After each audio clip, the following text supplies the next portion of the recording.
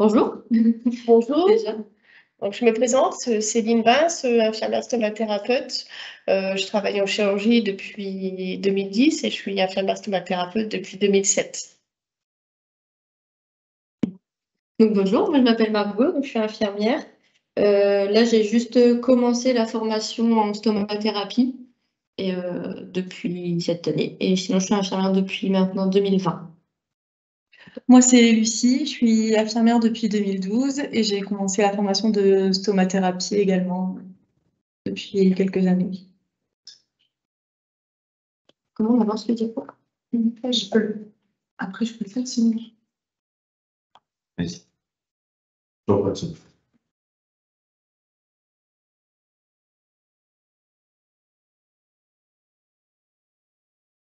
Bah, c'est pourtant le son fonctionne. Vas-y. Il faut recommencer. C'est bon, continuez. Donc, on va vous présenter donc, les stomies dans leur généralité. Donc, vous avez bien sûr les stomies digestives et les stomies urinaires. Donc, on va démarrer par les stomies digestives. Donc, vous avez les colostomies. Donc, c'est l'accouchement à la peau de la partie mobile du côlon. Donc, vous avez la colostomie transverse et la colostomie sigmoïdienne. Donc là, à ce niveau-là, les selles sont pâteuses, voire moulées. Ensuite, vous avez aussi la colostomie droite. Donc là, par contre, les selles sont plus molles et sont voire liquides. Donc là, vous avez un schéma qui vous montre un peu l'endroit où peuvent se trouver les stomies. Alors, les sécostomies, il faut savoir que c'est plus rare. Les différentes stomies rencontrées, le plus souvent, sont l'iléostomie et la colostomie gauche. Donc, la partie bleue, en fait, sur les schémas, c'est la partie qui a été, si vous voulez, enlevée durant l'intervention. Donc là, cette première partie, c'était les colostomies.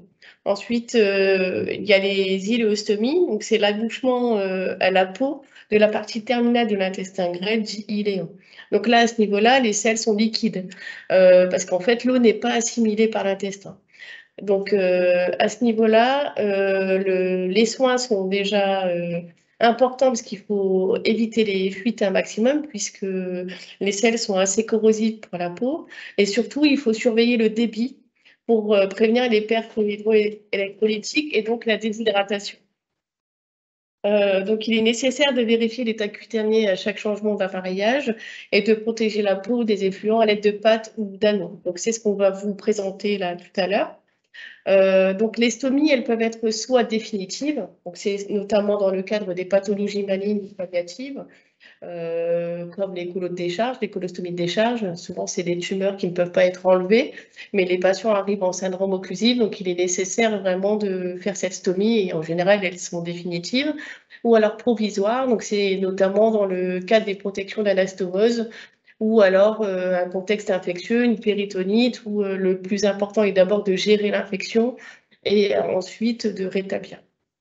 Donc elles peuvent être terminales ou alors elles peuvent être aussi latérales sur baguette.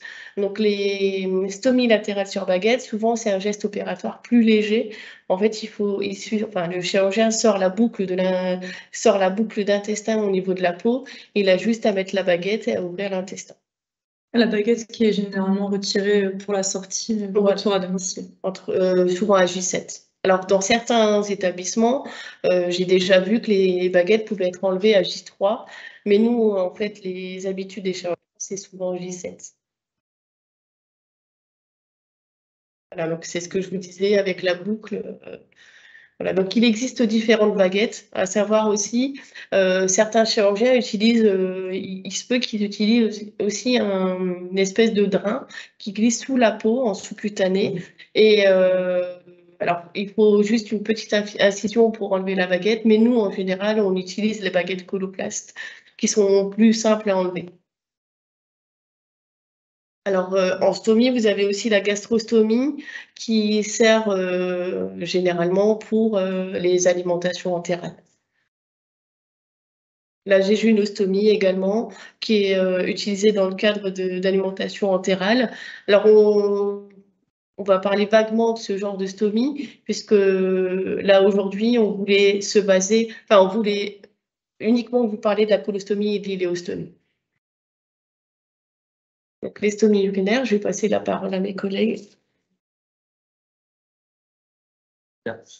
Donc, dans les stomies urinaires, on va retrouver les néphrostomies, donc qui servent à drainer les cavités excrétrices rénales de façon percutanée. Donc, c'est posé par radioendoscopie ou en échographie, par l'intermédiaire d'une petite sonde qui draine directement les urines vers l'extérieur.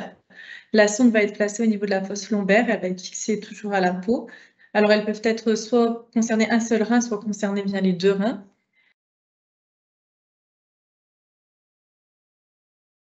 Ensuite, on va retrouver le briquaire ou l'urétérostomie cutanée transiléale. Donc, c'est l'abouchement d'une partie du grêle qui est encore vascularisée, isolée donc de la continuité digestive, qui va être implantée sur lequel on va venir implanter les deux uretères, qui vont permettre aux urines de s'écouler par l'extérieur par un seul orifice qui s'abouchera à la peau.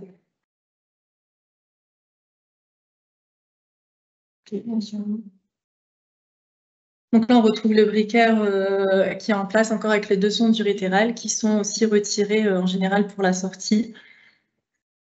Et après, comme ça, il ne nous reste plus que la petite partie d'intestin qui va servir à évacuer les urines. L'urétérostomie cutanée unilatérale ou bilatérale, c'est l'abouchement d'un ou des deux uretères à la peau au niveau des deux flancs. L'urine est collectée alors dans les deux poches au niveau des stomies urinaires. Elle est évacuée par des sondes qui sont fixées à la peau à l'aide de cordons ou d'adhésifs. C'est des sondes qu'il faut changer toutes les 6 à 8 semaines en consultation. Donc, en fait, la différence entre ces deux interventions, le briquaire ou alors l'urétérostomie bilatérale, en général, le briquaire est réalisé pour les patients qui ont peu d'antécédents. Parce que bien sûr, on touche à l'appareil digestif, donc l'intervention est beaucoup plus lourde. L'urétérostomie bilatérale, en fait, il s'agit d'enlever la vessie et de mettre les uretères à la peau. Le choix, en fait, est fait en fonction des antécédents du patient, en fonction de l'état général du patient, parce que là, il faut savoir aussi que la durée moyenne de séjour pour un briquaire, elle est au moins de 15 jours s'il n'y a pas de complications. Au niveau des soins infirmiers, donc pour tous les types de stomie, donc l'objectif sera surtout de garantir une bonne hygiène corporelle pour le patient, d'assurer aussi son bien-être physique et moral, parce qu'on sait que c'est pas évident pour une personne d'avoir une stomie, qu'elle soit digestive ou urinaire. Il faut aussi pour lui permettre aussi d'avoir une bonne tenue au niveau de son appareillage et pouvoir reprendre une vie quotidienne normale. Il faut surveiller bien l'état cutané péristomial, donc vérifier qu'il n'y ait pas de brûlure autour de la stomie, d'abcès qui pourraient se former, de désunion ou d'autres complications. Il faut aussi essayer de préserver un maximum l'autonomie du patient, donc en travaillant sur l'image corporelle du patient, l'aider à accepter la stomie. C'est un long travail qui est souvent en sortie d'hôpital. Le travail n'est pas encore terminé et il va lui falloir quand même énormément de temps pour pouvoir l'accepter. Il faut dépister toutes les complications, donc les abcès péristomiales, les prolapsus, les désinsertions, tout ce qui est occlusion, les nécroses, les hémorragies, les sténoses, etc. Une stomie, normalement, elle n'est pas censée être douloureuse. Donc, des douleurs au niveau d'une stomie, c'est qu'il y a un problème à côté. Dans le cadre d'une iléostomie, c'est très important de surveiller le débit de la stomie car il y a un gros risque de déshydratation. Donc en général, on dit si la poche donne plus d'1 litre par jour, c'est qu'il faut compenser. Il y a trop de pertes, donc il y a un risque de désordre électrolytique important.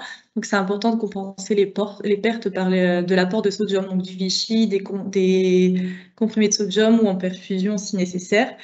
Et aussi de ralentir le débit par des ralentisseurs, ça peut être de l'Imodium ou de l'ultraluvium. En cas d'absence de sel, c'est important de vérifier qu'il y ait bien la présence de gaz. Donc pour ça, sur les poches, il y a des filtres qui sont situés tout en haut de la poche, sur lesquels on peut venir appliquer des cache-filtres. Donc en fait, le filtre, il a pour rôle d'évacuer les gaz sans qu'il y ait d'odeur qui en sortent et sans qu'il y ait le bruit. et sans que la poche gonfle. Et grâce à un cache-filtre, le gaz va rester dans la poche et on va voir la poche se gonfler par la présence de gaz. Il est souvent utilisé pour il est surtout utilisé pour les colostomies, en général les iléostomies. L'iléostomie donne très très rapidement. La colostomie, ça prend toujours un peu de temps, donc c'est clair qu'on vérifie le transit, la reprise de transit avec les gaz. Donc le matériel dont vous avez besoin pour effectuer les soins, donc il faut un sac poubelle, des compresses non tissées non stériles parce qu'elles sont plus douces, un savon doux, donc pas besoin de savon qui sent bon, etc., parce qu'il y a toujours des risques d'allergie, l'eau du robinet, des gants non stériles, une paire de ciseaux, l'appareillage adapté, la pâte stomaadhésive. Donc en fait c'est une pâte qui s'applique avec une compresse ou un doigt humide en fine couche. Il faut laisser sécher la pâte avant d'appliquer le support. En fait, bien souvent, pour expliquer aux patients, je la compare à du silicone qu'on utilise pour l'étanchéité. En fait, c'est tout à fait ça. Cette pâte sert vraiment à préserver l'étanchéité de l'appareillage. Après, on peut utiliser aussi à la place de la pâte stomaadhésive, la présence d'anneaux. Donc après, c'est en fonction aussi du patient avec lequel le matériel sera le plus à l'aise. C'est des petits anneaux qu'on peut venir malaxer et on peut venir malaxer et puis mettre en fonction, on va donner une forme à l'anneau en fonction de la stomie du patient pour bien qu'elle soit adhésive autour de la stomie. Alors la méthode, donc c'est simple. Il faut vraiment pas c'est pas du tout un soin stérile. Donc il faut laver la stomie à l'eau et au savon, bien sécher par tamponnement pour éviter de léser la peau péristomiale. En cas de dermite exudative, donc il faudra appliquer de la poudre. Alors on vous montrera tout ça. Bah, sinon on peut expliquer à la fin. Ouais, on montrera à la fin. On va vous montrer les accessoires à la fin du diaporama. Donc, en cas de dermite exudative, appliquer la poudre. En cas d'effluent liquide, notamment l'iléostomie, il est impératif d'appliquer un protecteur cutané, donc comme on vous disait, la pâte stomaadhésive, l'anneau. Il faut découper ou modeler le support à la forme et à la taille de la stomie. Il faut à nouveau refaire un joint de pâte si nécessaire et appliquer la poche. Alors, bien sûr, vous avez des appareillages de pièces, donc le support et la poche, ou alors vous avez un appareillage une pièce, donc la poche uniquement, qui vient se coller directement à la peau. Donc, les supports sont à changer tous les 48 heures pour les iléostomies, parce que souvent les effluents étant corrosifs, bien souvent la matière du support se délite très facilement. Et pour les colostomies, 48 à 72 heures. Et la poche, par contre, on conseille aux patients de la changer 1 à 2 fois par jour. Comme ma collègue vous disait précédemment, les poches sont porteuses d'un filtre à charbon, donc qui absorbe les odeurs et les gaz, mais ils sont efficaces 12 heures, ces filtres. Donc en fait, si vous dépassez, alors on dit efficace 12 heures, j'avoue que quand on change tous les jours la poche, elle gonfle pas énormément. Par contre, si vous dépassez ce temps-là, bien souvent les patients sont incommodés par les odeurs et incommodés aussi par le fait que la poche gonfle très souvent. Donc là, vous avez la poudre, comme on vous parlait tout à l'heure. Donc, mais on vous montrera tout à l'heure comment la pratiquer. Ensuite, vous avez la pâte. Donc, il y a des pâtes qui contiennent de l'alcool, et des pâtes qui en contiennent pas. Alors, il est vrai que pour les stomies où il y a une irritation péristomiale, quand vous appliquez la pâte, les patients peuvent se plaindre de douleurs, notamment pour les pâtes qui contiennent de l'alcool, mais en général, ça dure quelques secondes. L'avantage de ces pâtes qui contiennent de l'alcool, c'est qu'elles sèchent beaucoup plus vite. Donc voilà, on applique la pâte avec une compresse ou un doigt humide, parce que si vous le faites avec un doigt sec ou alors une compresse sèche, tout va adhérer et vous n'allez pas y arriver. Et donc, il faut bien laisser sécher la pâte avant d'appliquer le support. Voilà, vous avez une photo qui vous montre comment faire. Là, vous avez l'anneau. Donc pareil, hein, vous pouvez le travailler et le mettre enfin, le modeler à la taille de la stomie. Ouais, ça remplace La pâte. la pâte. Ensuite, vous avez la ceinture pour renforcer le maintien de de l'appareilage. Alors, on la met pas systématiquement, la ceinture. On l'utilise vraiment pour les stomies très compliquées à appareiller, des stomies notamment qui ont été faites dans l'urgence. Parce qu'on essaie, depuis un certain temps, on essaie de repérer les stomies avant les interventions, donc notamment pour les interventions qui sont programmées. On a quand même pas mal de patients opérés en urgence. Donc, les stomies sont faites au bloc sur un patient allongé. Donc, parfois, les stomies peuvent se trouver dans un creux ou entre des saillies osseuses ou dans un pli. Et forcément, parfois, on est embêté par les fuites. Alors, à savoir aussi que l'éducation est beaucoup plus compliquée pour un patient qui n'a pas été préparé. Alors, un patient qui a été vu en consultation d'annonce, etc., il est averti qu'il va avoir une ostomie. Donc, il a le temps de se préparer un peu à cette nouvelle, même si j'avoue que l'éducation reste difficile, mais beaucoup moins difficile qu'un patient qui a été opéré en urgence. Voilà, donc comme je vous disais, vous avez les différents types de supports, donc la poche et le support, ou à la poche seule. Donc, vous avez des poches fermées, donc très souvent utilisées pour les colostomies. Vous avez des poches vidables et vous avez les poches urinaires. Alors, les poches urinaires, vous avez une espèce de petit robinet, mais il faut surtout retenir que ces poches urinaires, elles contiennent des valves anti-retour. Donc, ça évite aux sondes, par exemple, Que l'urine elle voilà, reflue vers les et que les sondes baignent dans les urines. Ça évite à la poche de gonfler aussi. Voilà. Donc en fait, quand vous avez une ostomie urinaire, il est vraiment impératif de mettre des poches urinaires. Et là, vous avez les poches haut débit. Donc, c'est souvent utilisé dans le cadre des iléostomies, notamment post-opératoire, mais il arrive que les patients sortent avec du haut débit pour les grêles courts. Donc, l'avantage de ces poches, c'est que déjà, elles sont beaucoup plus grandes et vous pouvez l'adapter avec un sachet collector, ce qui permet aux patients de pouvoir se déplacer sans devoir notamment surveiller tout le temps la poche, quoi. Là, vous avez les anneaux ovales donc, qui permettent de faire une convexité au niveau de la stomie. Donc, soit les anneaux, ou soit vous avez le support, ou en fait, vous avez déjà la convexité dans le support. On va plus utiliser ces supports-là quand les stomies vont être planes. Elles ne vont pas être très ressorties de l'abdomen. Là, c'est aussi une poche urinaire avec le robinet. Et donc, en fait, vous pouvez adapter une poche de nuit pour éviter que le patient soit obligé de se lever la nuit pour aller vider sa poche. Donc ça, en fait, c'est un accessoire qui permet de mesurer la stomie. Les complications, tu silences, Margot ? Oui. Donc, vous avez la sténose. Donc, quand ici, la stomie, là, on voit bien qu'elle est rétractée et tout autour, c'est solidifié.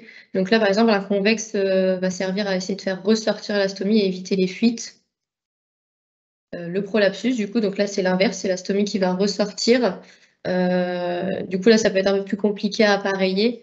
Après, des fois, ça peut rester ou ça peut essayer d'être rétracté par le chirurgien qui a opéré. La nécrose, du coup, donc l'absence de vascularisation. Donc là, c'est vraiment une urgence chirurgicale. Il faut vraiment consulter d'urgence dès qu'il y a ça. Du coup, la dermite de contact ici. Donc là, ça peut arriver souvent, ils mettent de la.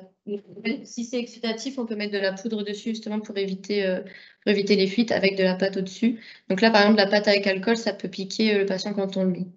Donc là, ça peut arriver donc, soit lors des fuites, ou alors parfois il se peut qu'il y ait des poils au niveau de l'abdomen. Et donc, il est conseillé de les couper, en fait, les poils, pour éviter justement l'arrachage des poils. Du coup, pareil, là, les brûlures. Donc ça arrive très souvent avec les iléostomies, parce que c'est extrêmement corrosif. Les brûlures peuvent apparaître d'ici quelques heures. Donc là, c'est pour ça que c'est impératif de faire des joints et de surveiller que ça n'évolue pas en fait au moins de signes de brûlure. Il faut tout de suite protéger parce que ça peut vraiment très vite évoluer. Et après, l'appareillage est très compliqué et surtout, ça fait très mal aux patients. Du coup, en effet, le mauvais positionnement de la stomie sur l'abdomen. Donc, souvent, on essaye de faire donc un repérage quand c'est prévu. Forcément, c'est pas toujours fait. Donc, comme disaient mes collègues, quand c'est fait en urgence. Donc voilà, on essaye au maximum de repérer par rapport au patient assis, debout, ses vêtements, son anatomie au niveau du ventre, s'il y a des petits débourrelets, des creux qui peuvent être faits, mais qui existent. Donc, le mieux, c'est qu'il puisse la voir, quand il soit debout ou assis en baissant la tête, ou face à un miroir aussi. Des fois, c'est plus pratique si les personnes n'arrivent pas à la voir. Du coup, donc forcément sur une face plane, loin des cicatrices pour éviter, pour pouvoir apparaître plus facilement, loin des reliefs osseux, en dehors des plis. En général, souvent, c'est au niveau du muscle grand droit, donc pour éviter les risques d'éventration. Du coup, on tient compte des vêtements, là où la ceinture peut arriver, le travail, les loisirs, si le patient a l'habitude de se plier, de s'abaisser. S'il y a des handicaps visibles au niveau du fauteuil roulant, donc quelqu'un qui va être très assis, un corset présent. Du coup, le malade il peut participer justement au niveau du site. Est-ce qu'il voit mieux d'un côté d'un côté ou de l'autre, quand il soit du coup allongé, assis, penché, couché, dans plusieurs positions. Et du coup, alors, une stomie qui est bien localisée, qui est bien faite, du coup, il n'y aura pas de souci d'appareillage, il n'y aura pas de brûlure, et le patient pourra peut-être très vite s'appareiller lui-même. Du coup, là, on a la stomie dans un pli. Donc là, ça va être très compliqué d'appareiller. Il faut essayer de combler les plis au maximum pour éviter les fuites, parce que forcément, les fuites peuvent arriver de chaque côté. Donc, d'où l'importance de la patte pour combler ou des bouts d'anneau au niveau de chaque côté. Alors, si vous avez des questions à nous poser, vous pouvez les poser. On va essayer de vous répondre avec un maximum de précision. On peut déjà peut-être commencer par vous présenter un peu le matériel. Donc, pour décoller toutes les poches de stomie, pour éviter que ce soit douloureux pour le patient, il existe des sprays de protection cutanée. Donc, c'est des sprays qu'on va venir vaporiser tout doucement sur le support collé au niveau de la peau. Et ça va décoller sans tirer, ça va se décoller tout seul de la peau. Ça va permettre à ce que le patient n'ait pas de petites lésions cutanées autour de sa stomie à force de décoller, recoller les socles. Ensuite, il existe les poudres. Donc, les poudres qu'on va utiliser quand il va y avoir un souci au niveau cutané, quand il y aura eu des égoulements, quand la peau va être un petit peu abîmée. Donc, la poudre, en fait, on va la mettre en excès autour de la stomie. On va enlever le surplus. Et on va laisser, il y a uniquement de la poudre qui va se mettre sur le contour de sur la peau qui est lésée. Et ensuite, on va venir pour bien protéger la peau. On n'a pas d'eau. Pour bien protéger la peau, surtout en particulier dans les iléostomies. Dans les iléostomies, il faut toujours bien protéger la peau, peu importe dès que c'est le début. Une iléostomie, les selles étant plus acides, il faut toujours protéger la peau. Donc, on va venir mettre de la pâte tout autour de la stomie.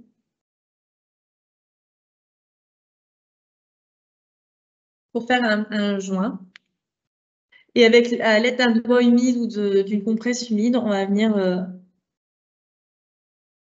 bien faire le joint tout autour de la stomie. Je sais pas s'il voit bien.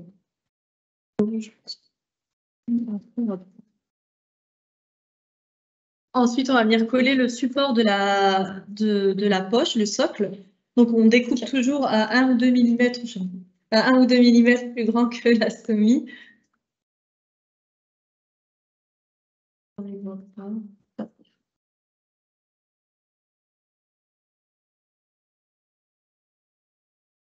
Et attends, rien d'autre que pour la pâte, pour les dermites, le spray est-il remboursé et la poudre? Pour les dermites, du coup, dès que c'est exsudatif, il faut mettre de la poudre dessus, parce que sinon la pâte elle va piquer et ça va s'abîmer encore plus. Et puis l'appareillage tiendra pas. Donc non, c'est la pâte vraiment pour protéger. La poudre, en fait, elle permet d'absorber l'humidité et une fois que la poudre est appliquée, vous enlevez le surplus et vous appliquez de la pâte. Et du coup, le spray, il est remboursé ou pas? Ouais. Le spray est remboursé et la poudre aussi. Ce qui n'est pas remboursé, c'est... Il y a des liquides pour mettre dans les poches pour que les selles elles coulent ou qu'il y ait du parfum. Ça, ces trucs-là, c'est pas remboursé. Et les protecteurs cutanés, je crois que c'est remboursé. Donc en fait, une fois qu'on a appliqué le joint tout autour de la stomie, qu'on a laissé la pâte sécher un petit peu, donc après on peut l'aider un peu à sécher, on vient coller notre support qui est découpé à 1 ou 2 mm plus grand que notre stomie. Et là, on va revenir faire un joint de pâte tout autour de notre stomie.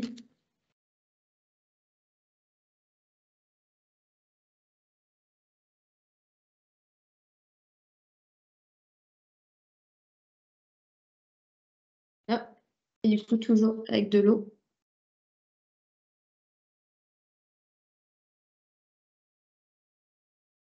Donc ça va permettre à ce que les deux joints de pâte se solidifient bien ensemble et que les sels ne viennent pas passer en dessous et venir brûler la peau. Et venir brûler la peau.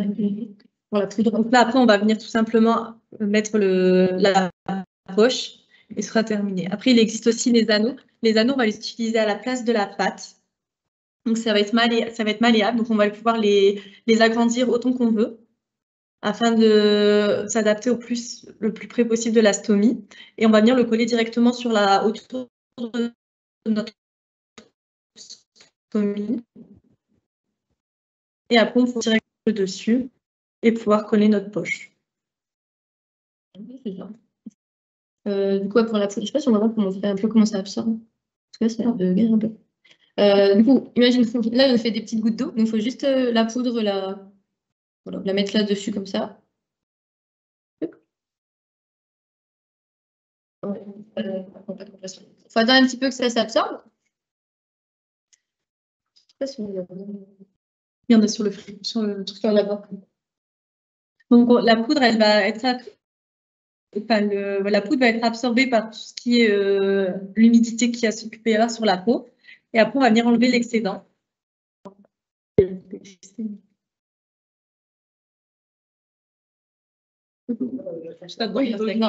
sur le patient, en faisant du vent, ça part très bien. Et du coup, là, je sais pas si on voit bien, mais en fait, ça absorbe vraiment. Et en fait, c'est plus du tout humide quand on touche. Ça fait vraiment c'est un peu pâteux, mais en fait, ça protège. Je vois bien. Mais ça absorbe vraiment l'eau et vraiment, on peut coller dessus sans souci. Du coup. Et donc après, on peut refaire notre joint de pâte par-dessus et refaire le même procédé que quand la peau est saine. Et coller la poche du coup. Quand vous avez des fuites, ce qui est bien aussi, c'est que quand on enlève le support, de regarder où les sels sont partis, en fait, de où vient la fuite. Parce qu'en général, c'est qu'il faut mettre peut-être un peu plus de pâte à cet endroit-là, ou alors il y a peut-être un anneau à combler à cet endroit-là. C'est important de savoir de où vient. Alors pareil, quand vous faites les soins, il faut bien dire aux patients de rester allongé 5 à 10 minutes pour permettre au support d'adhérer à la peau. Après, dans le cas des iléostomies aussi, comme quand le patient vient de manger ou a vu il n'y a pas très longtemps, forcément ça peut donner en continu, donc ça peut être compliqué. Des fois, si c'est possible, évidemment, dans le cadre de la tournée, tout ça, les horaires, c'est un peu compliqué, de dire aux patients d'éviter de manger quand même un petit peu avant. Et si... En général, il faut essayer de le faire à distance des repas, notamment pour les iléos. Les colostomies, vous pouvez être tranquille, mais les iléostomies, en général, une fois que le patient a mangé, la stomie donne. Donc, vous allez être embêté pour les soins. Après, quand il y a des plaies au niveau du support, donc il peut y avoir des abcès, des plaies qui sont faites, on peut évidemment mécher, imaginons qu'il y a un abcès, on peut mécher, recouvrir avec de la pâte et par-dessus, on bien mettre un petit comfy, mais on peut tout à fait réparer, on va dire, les plaies en dessous et coller par-dessus, tant que la plaie en elle-même est bien recouverte de pâte. Il n'y a pas de souci, il faudra le changer tous les jours, mais on peut très bien travailler les plaies en dessous tant qu'après c'est bien protégé pour poser le socle. Parce qu'en général, c'est vrai qu'on vous disait les supports toutes les 48 à 72 heures. Bien sûr, s'il y a des plaies en dessous, alors pas les plaies chirurgicales, parce que les plaies chirurgicales, en fait, le support, c'est une espèce d'hydrocolloïde, donc ça protège les plaies, ça peut attendre 48 heures. Par contre, un abcès ou une fistule qu'il faut, par exemple, mécher, oui, ce sera des soins à faire tous les jours. Après, on avait une question par rapport aux poils, si c'était plutôt mieux de les couper ou de les épiler. Après, donc, on va conseiller plutôt de la tondeuse. C'est c'est là où il va y avoir le moins de risque de lésions cutanées en dépilant, en fait. Voilà. Après, nous, ce qu'on va essayer de faire, c'est lors des sorties, c'est d'imprimer bien le protocole à chaque fois. On va vous imprimer aussi les macrosites de sortie. On va noter bien le protocole pour les pansements, le protocole pour la stomie, pour le retour à la maison. Alors, sur les feuilles, on essaiera d'y mettre les numéros de téléphone, en sachant que si vous rencontrez des problèmes particuliers à la maison, il faut absolument pas hésiter à nous appeler. Si on peut vous renseigner, on peut vous aider en vous donnant des astuces ou à la limite revoir le patient. Il n'y a aucun problème parce qu'on se rend compte, nous, dans le service, qu'une stomie qui fuit, c'est compliqué. Alors, j'imagine que à domicile, ça doit être une horreur. Donc, on reste disponible, il n'y a aucun problème. Vous pouvez nous appeler à tout moment. De toute façon, même si nous, on n'est pas présent, notre cadre fait le lien. Et donc, on sera toujours informé en temps et en heure. Peut-être pour nous contacter, il faut juste faire, c'est le 03 21 69 11 95. Ou demander la chirurgie E, si jamais Ou vous appeler appelez le standard et demander la Après, chirurgie. on pourra essayer, on notera notre numéro. Après, sur les courriers de sortie, tout ça, des fois, c'est ça, c'est écrit le numéro des infirmières. Après, quand ils sont revenus en consulte, Ouais. C'est de l'autre côté. Bah, c'est pour les briquaires. Ouais. Les briquaires, ouais.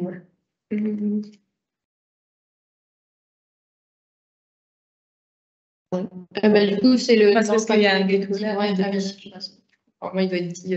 Sinon, c'est 03 21 69 11 95. Je vais le redire.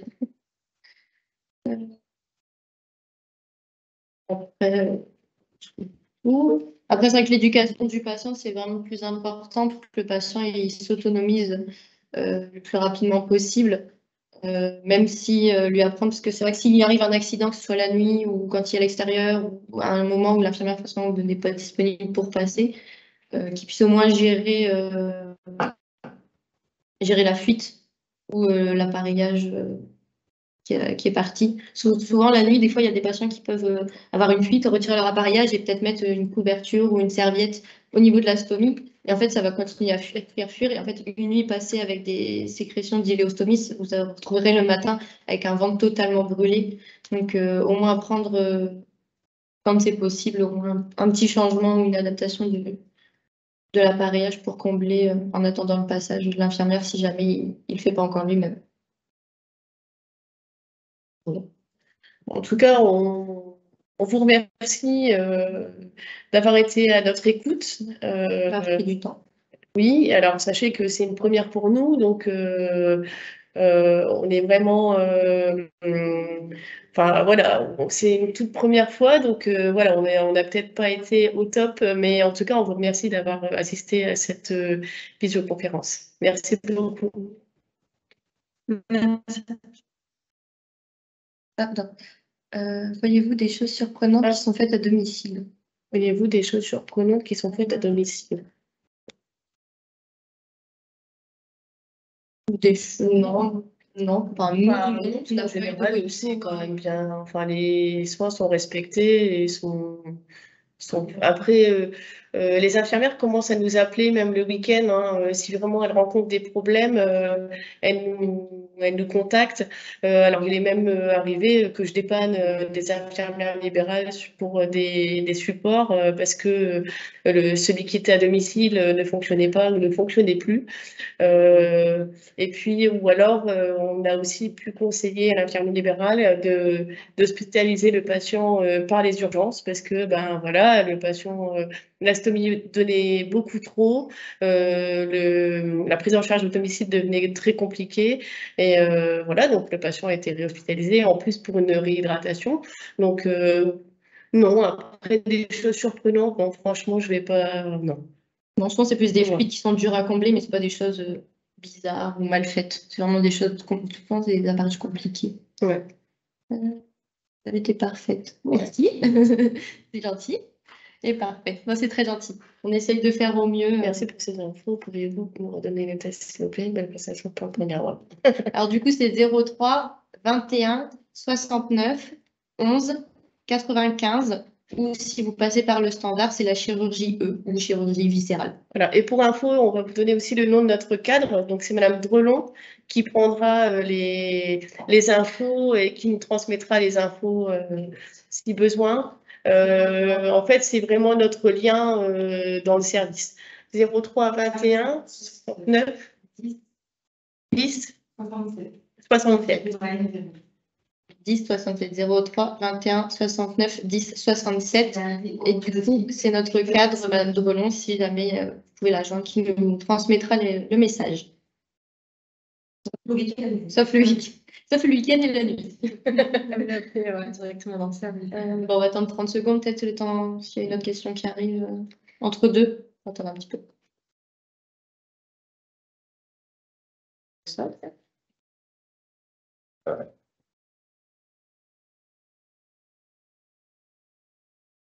Merci à vous et Merci à vous bonne journée. d'avoir écouté. Bonne journée. Au revoir.